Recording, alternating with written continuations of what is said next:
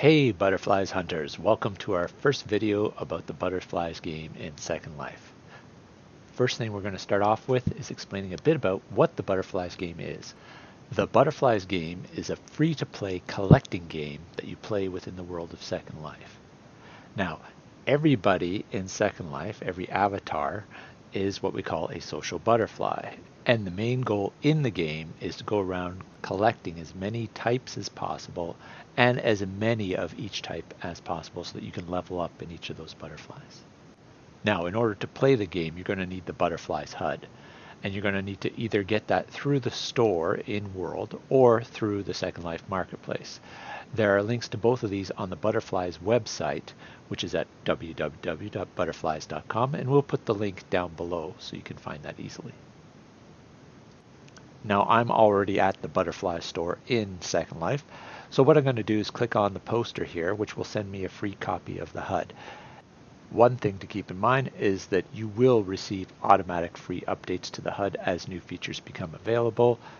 This will be delivered to you if you try to use one of the older HUDs. So I'm going to accept the HUD, and then I'm going to go to my recent items, where you can see that I have the HUD right here in my inventory, and I'm going to double click on that or right click and wear it. There are two places you need to keep an eye on when playing Budderflyz. The first one is in local chat, as that's where messages will pop up as you're playing the game. For example, as I've logged in, it's telling me my current level is 0. The other place we need to keep an eye on is the HUD itself. This is where we have the camera symbol, which is your main activation point for the day. And above that, we have the total number of photos that you can take. We call these snaps. So now we're going to start playing. So as you can see up the top, we have our counter, and that counter tells us that we have 50 snaps remaining for the day, and this counter will reset every day. If you don't use your snaps during the course of the day, you will lose them. So what I'm going to do is I'm going to click on the camera, and it's going to list all of the people around me, and then I'm going to choose one person, and it looks like this person is too new to snap. So you're going to find that with some people that are new to Second Life, they will have had to have been around for at least 7 days before you can snap them. Now, I'm just going to go around and start snapping everybody else here. There are a bunch of different factors that come into play to determine how many points I get for each avatar.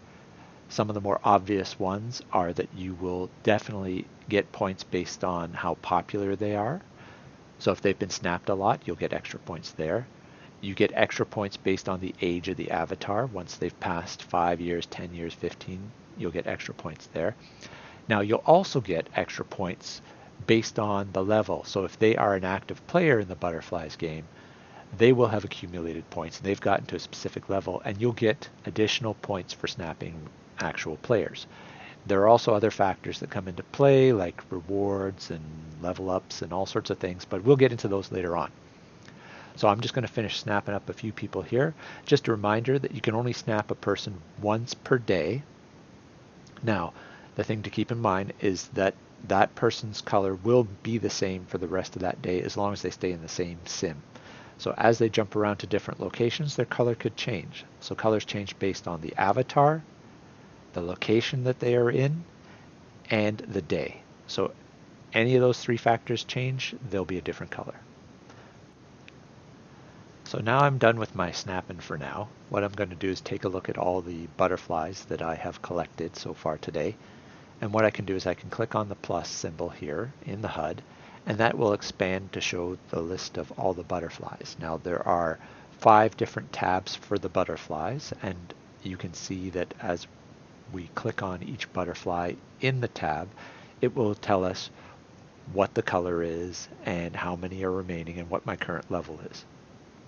As you can see, I've collected a bunch of commons. Now the commons are everywhere. We also have the rares, which are a little bit harder to find. Well, quite a bit harder to find, but they're around. You'll see them for sure. We also have the super rares, which are a lot harder to find, but there are other ways to get them, and you will be able to find them, especially during events where they're a little bit more common. Next, we have the exotic Budderflyz. Now those will occur more frequently during events, but you can also get them through the various quests, and we'll get into that later on. And finally, we have the endangered butterflies, which are the rarest of all. You will not find these in the wild. In fact, the only way so far that you've been able to get them is through the special event quests that happen.